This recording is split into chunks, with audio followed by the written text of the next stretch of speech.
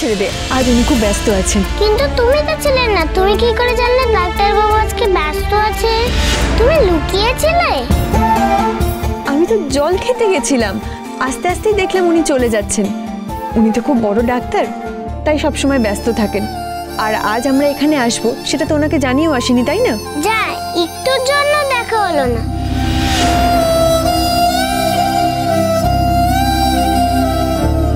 আচ্ছা ঠিক আছে, আমি তো শুনলাম আমার রিপোর্টগুলো ওনাকে দেখালেও হবে। তুই অন্য কোনো দিন আমাকে এখানে দেখিয়ে নিয়ে যাস, কেমন? এখন চল, আয়।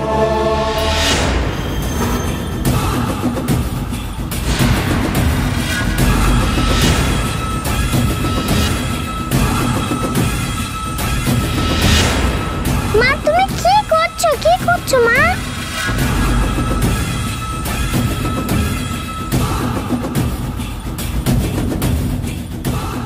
কিছু না মা, তোমার জামায় কিছু লেগেছিল, আমি সেটাই দেখছিলাম, কিচ্ছু নেই।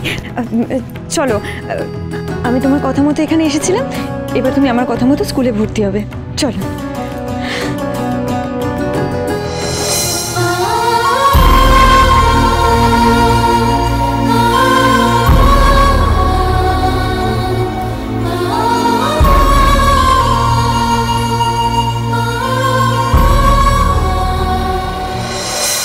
সরি ম্যাডাম, আমি পারবো না।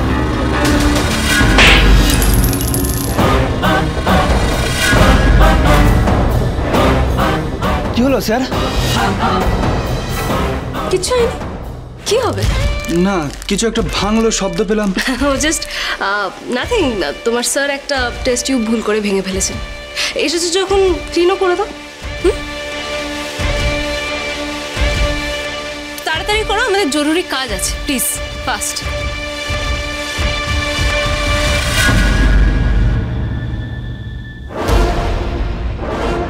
পারবো না শব্দটা আমি আপনার মুখ থেকে শুনতে চাই না। এইটা ডিএনএ টেস্টের রিপোর্ট আমার চাই, ব্যাস। কিন্তু ম্যাম রেকর্ড, কোনো রেকর্ড, কনসেন্ট এইসবের গল্প আমাকে প্লিজ শোনাবেন না ডক্টর পাত্র। চুপি সারেও কিন্তু অনেক কাজ সেরে ফেলা যায়। ম্যাডাম আমি এই ডিএনএ স্যাম্পেলের রিপোর্টটা আমার চাই। আরেকটা স্যাম্পেল আমি আপনাকে এনে দেবো, দুটো মিলিয়ে আপনাকে দেখতে হবে ওরা বাবা মেয়ে কিনা। ক্লিয়ার? আরেকটা জিনিস আমি আপনার জন্য এনেছি, অ্যাডভান্স।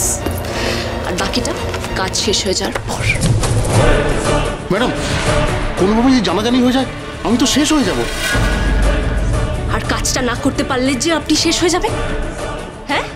ভুলে যাবেন না আপনার প্রাণের সুতো আমার হাতে বাঁধা আছে। কাজটা শুরু করুন, গো।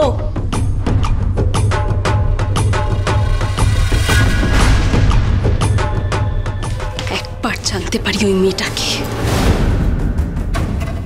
অনেকগুলো প্রশ্ন ধাঁধায় ছড়িয়ে আছে আমার কিছুতেই হিসেব মিলছে না।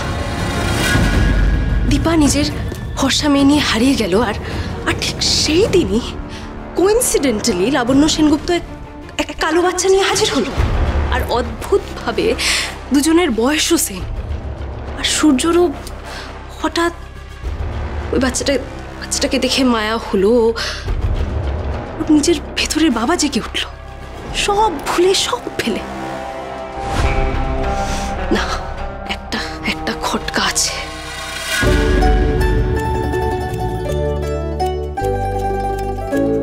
এখানে তুমি রূপাকে কেন নিয়ে এসেছো? এটা পচা স্কুল, এখানে রূপা পড়বে না। আচ্ছা ঠিক আছে, এখন এত রাগ করিস না। রূপা তো রাগ করবে, ওরা কেন টাকা চাইলো? তুমি তো বলো মা, ভালো লোকেরা কখনো টাকা চায় না। আর এটাও রূপাকে বলেছো কারোর কাছে টাকা চাইতে নেই। আচ্ছা ঠিক আছে, এটা একটা পচা স্কুল, এটা বাদ। আমি রূপাকে আরো ভালো স্কুলে ভর্তি করাবো, কেমন?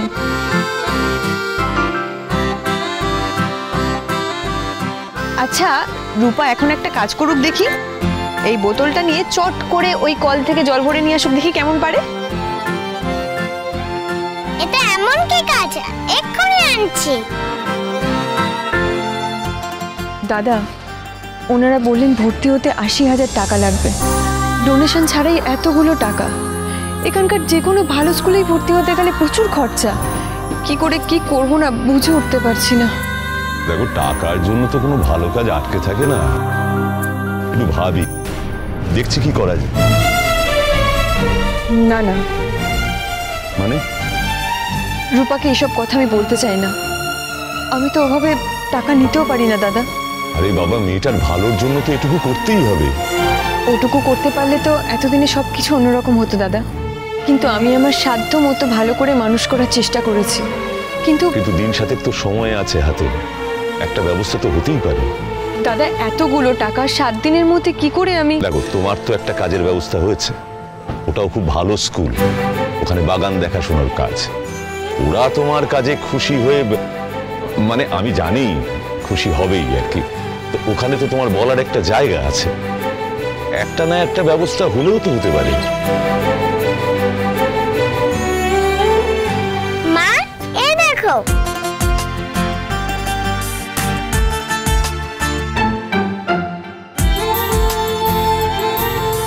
আমার মা সব পারে।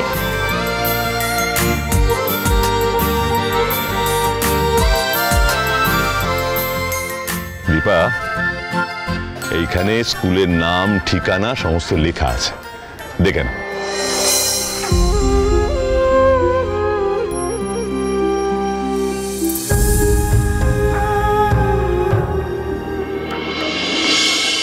তুমি গুড গার্ল না, এদিকে এসো, এটা শেষ করো। ফিনিশ ইট চটপট। তুমি তো গুড গার্ল। কি হলো, খাবে না? কেন খাবে না? আরে এরকম জেদ করছিস কেন? হ্যাঁ, তুই এদিকে এদিকে এদিকে এদিকে এদিকে এদিকে। তুই তো কখনো এরকম জেদ কর না, তুমি তো লক্ষ্মী মেয়ে। তুমি কেন জেদ করছো? এটা খেয়ে না। খাবো না, বাবা বাবা থেকে তবে খাবো। ওরে বাবা, এই ব্যাপার? বাবা খেলে তুমি তবে খাবে? খুব বাবা সোহাগী হয়েছে তুমি। শোনা রেডি? রেডি তো হয়ে গেছে। তবে তোমার মেয়ে কি বলছে একবার শুনেছো? তুমি না খেলে নাকি সে খাবে না। এই কি কথা? বাবা, সবটি চিটছি মতো তোলে হবে না। আমার মা তো এত বাড়িতে নেই। কিন্তু তুমি তো আমার মা বলো। আমাদের তো মা বলো, আমি তো আছি। কাকু বুড়ি। আচ্ছা ঠিক আছে, এক মিনিট। শেফালি, আমার জন্য 1 গ্লাস দুধ রেডি করো। ভাই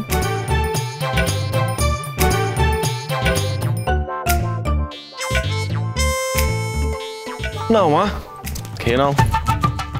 না, এর মধ্যে তো গন্ধ। আমাকে কফি গুঁড়ো মিশিয়ে দাওনি কেন? কিসের গুঁড়ো? কফির গুঁড়ো? কি বলছো রিটা? কফির গুঁড়োর কথা বলছো? ও কি করে জানলো এগুলো? কে শিখিয়েছে ওকে? কাকিয়া? এই, কে শিখিয়েছে তোমাকে? বলবো? কি হলো মা, বলো। এই যে তাতাই শিখিয়েছে। হাই, এই মা, এটা একটু ধরো। এই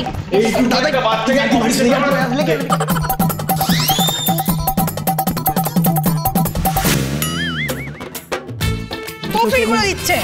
কফির নেশা করাচ্ছিস কেন? মাথা নষ্ট, আমি ওকে কমিয়ে দেবো। কফি তো দিই তোকে। চকলেটের গুঁড়ো আমি ওকে কফি বলে খাইয়ে দিন। তাই না শোনা? ওইভাবে খাই দিই, কফি খাই তো। আচ্ছা ঠিক আছে, ঠিক আছে। ওকে মা, তাহলে সোনার বাবা আজকে ঠিক করেছে সোনা আর সোনার বাবা একসাথে কফি খাবে। ডান? রিটা, তুমি কফি নিয়ে এসো, যাও। দাঁড়া ওইটা, আমি নিয়ে আসছি। স্পেশাল কফি বানিয়ে আনছি আমাদের সবার জন্য, শোনার জন্য।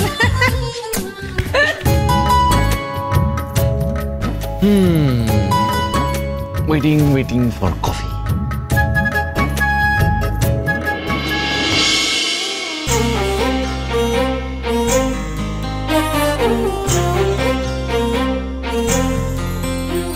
এ কি করছিস তুই রূপা?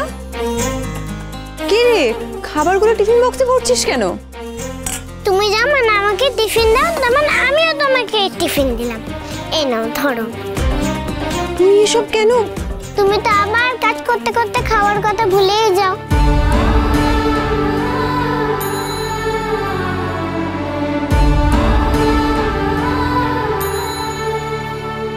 আর যদি না নিয়ে যাও তাহলে রূপা খাবে না, এটা বলে দিল।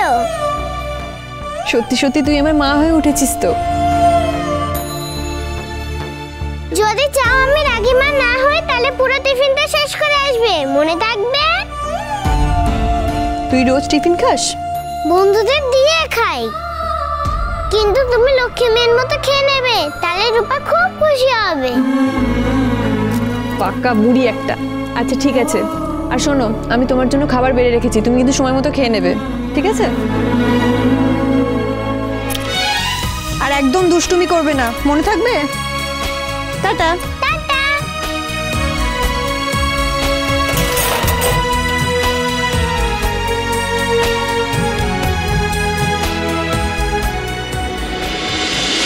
অনুরাগীর ছোঁয়া, সোম থেকে রবি রাত 9:30টায় স্টার জলসায়।